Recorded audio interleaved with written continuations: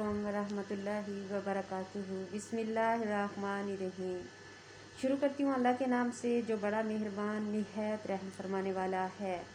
सूरत इनाम की आयत नंबर 50 से मैं तर्जुमा शुरू करूँगी इंशाअल्लाह। औज़ु बिल्लाहि मिनश शैतानिर रजीम। बिस्मिल्लाहिर्रहमानिर्रहीम। ऐ नबी कह दीजिए मैं तुमसे नहीं कहता कि मेरे पास अल्लाह के ख़ज़ाने हैं और ना मैं ऐब जानता हूँ और ना मैं तुमसे ये कहता हूँ कि मैं फ़रिश्ता हूँ। मैं तो इसी चीज़ की पैरवी करता हूँ जो मेरी तरफ वही की जाती है। कह दीजिए क्या नबीना और बीना बराबर हो सकते हैं? फिर क्या तुम गौर नहीं करते? और ए नबी सल्लल्लाहु अलैहि वसल्लम, आप इस कुरान के ज़रिए से इन लोगों को डराएं जिन्हें डर रहता है कि वो अपने रब के पास इकट्ठे किए जाएंगे, वहाँ इनके सिवा इनका कोई दोस्त और सिफारशी ना होगा।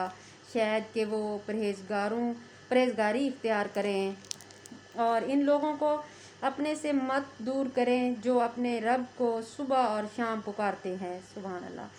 वो अपने रब का चेहरा रज़ामंदी चाहते हैं। इसके हिसाब में से किसी चीज़ का बोझ आप पर नहीं और आपके हिसाब में से किसी चीज़ का बोझ इन पर नहीं। फिर अगर आप इनको अपने से दूर करेंगे तो आप ज़ालिमों में से हो जाएंगे। तो बस और हमने इस तरह लोगों में से बाज़ को बाज़ के ज़रिए से आजमाइश में डाला है ताकि वो उन्हें देख कर कहें क्या हम में से ये लोग हैं जिन पर अल्लाह ने एहसान किया है? हाँ, क्या अल्लाह अपने शुक्रगुजार बंदों को इनसे ज़्यादा नहीं जानता?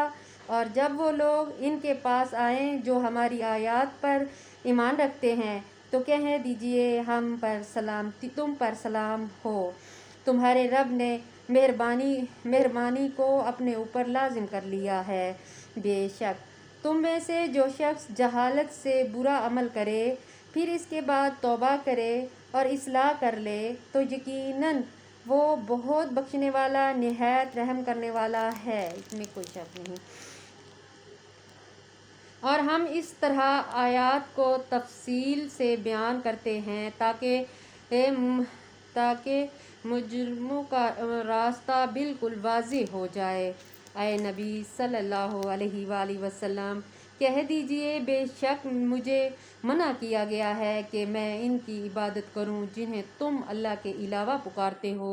कह दीजिए मैं तुम्हारी ख्वाहिशात के पीछे नहीं चलता।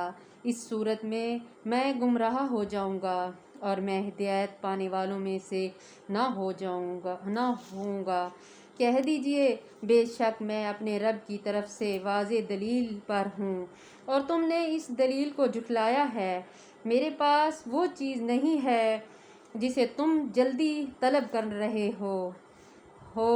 फैसले का सारा इख्तियार अल्लाह ही को है। वो हक बात बयान करता है और वो बेहतरीन फ़ैसला करने वाला है। कह दीजिए बेशक अगर मेरे पास वो चीज़ होती जिसे तुम जल्दी तलब कर रहे हो तो मेरे और तुम्हारे दरमियान मामला कब का हो चुका दिया गया होता और अल्लाह ज़ालिमों को खूब जानता है। और इसी के पास गैब की कुंजियां हैं, उन्हें इनके सिवा कोई नहीं जानता और वो जानता है जो कुछ खुशकी और तरी में है और कोई पत्ता ऐसा नहीं गिरता जिसे वो जानता ना हो और ज़मीन के अंधेरों में कोई दाना ऐसा नहीं फूटता जिसे वो जानता ना हो और कोई तर चीज़ और खुश्क चीज़ ऐसी नहीं जो वाज़े किताब में लिखी हुई ना हो। और वही है अल्लाह जो रात को तुम्हें फौत करता है और वो जानता है जो कुछ तुम दिन में करते हो। फिर दूसरे दिन मैं तुम्हें उठाता हूँ ताकि ज़िंदगी की मुकर्रर मुद्दत पूरी की जाए। फिर इसकी तरफ तुम्हारी वापसी है, फिर वो तुम्हें बता देगा जो तुम करते रहते हो। اور وہی اپنے بندوں پر غالب ہے اور تم پر محض فرشتے بھیجتا ہے۔ حق کی جب تم میں سے کسی کو موت آتی ہے تو ہمارے فرشتے اسے فوت کرتے ہیں اور وہ اس میں کوتاہی نہیں کرتے۔ پھر وہ اللہ کی طرف لوٹائے جاتے ہیں جو ان کا سچا مالک ہے۔ خبردار، فیصلے کا سارا اختیار اسی کو ہے اور وہ بہت جلد حساب لینے والا ہے۔ اے نبی صلی اللہ علیہ وآلہ وسلم، کہہ دیجئے تمہیں خشکی اور تری اندھیروں سے کون نجات دیتا ہے؟ تم اسے عاجزی کرتے ہوئے اور رازداری سے پکارتے ہو اور کہتے ہو کہ اگر وہ ہمیں اس مصیبت سے نجات دے دے تو ہم ضرور شکر کرنے والوں میں سے ہو جائیں گے۔ کہہ دیجئے اللہ ہی تمہیں اس مصیبت سے اور ہر غم سے نجات دیتا ہے، پھر بھی تم اس کے ساتھ شریک کرتے ہو۔ کہہ دیجئے وہی اس پر قدرت رکھتا ہے کہ تمہارے اوپر سے جو تمہارے پاؤں کے نیچے سے تم پر عذاب بھیجے یا تمہیں گروہوں میں تقسیم کر کے ایک دوسرے گروہ کو دوسرے کی طاقت کا مزہ چکھائے۔ دیکھیں ہم کسی طرح آیتوں کو پھیر پھیر کر بیان کرتے ہیں تاکہ وہ سمجھے، اور اس قرآن کو آپ کی قوم نے جھٹلایا حالانکہ وہ حق ہے۔ کہہ دیجئے میں تم پر نگہبان نہیں ہوں، ہر ایک خبر کا وقت مقرر ہے اور جلد ہی تم جان لو گے۔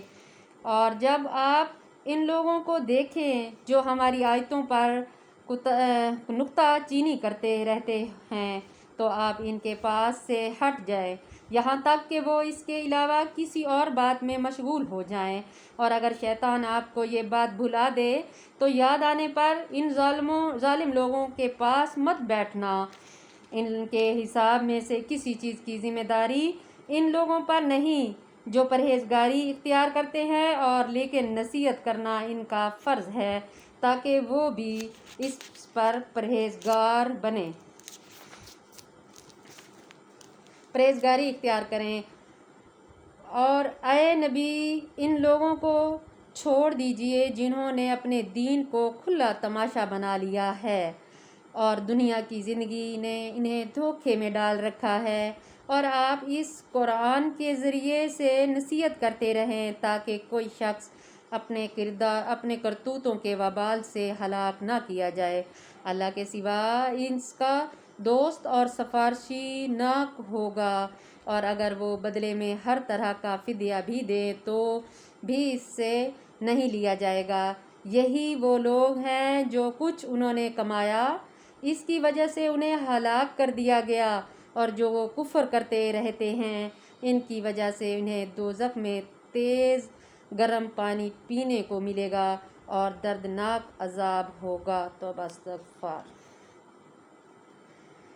اے نبی کہہ دیجئے کہ ہم اللہ کے سوا ان کو پکاریں جو ہمیں نہ نفع دے سکتے ہیں اور نہ نقصان پہنچا سکتے ہیں، اور جب اللہ تعالی ہمیں سیدھا راستے دکھا چکا ہے تو کیا ہم اس کے بعد ہم الٹے پاؤں پھر جائیں اس شخص کی طرح جسے شیطانوں نے زمین میں بہکا دیا ہو، وہ زمین میں حیران پھرتا ہو، اس کے کچھ ساتھی ہوں جو اسے سیدھی راہ کی طرف بلاتے ہیں کہ ہمارے پاس آ جا۔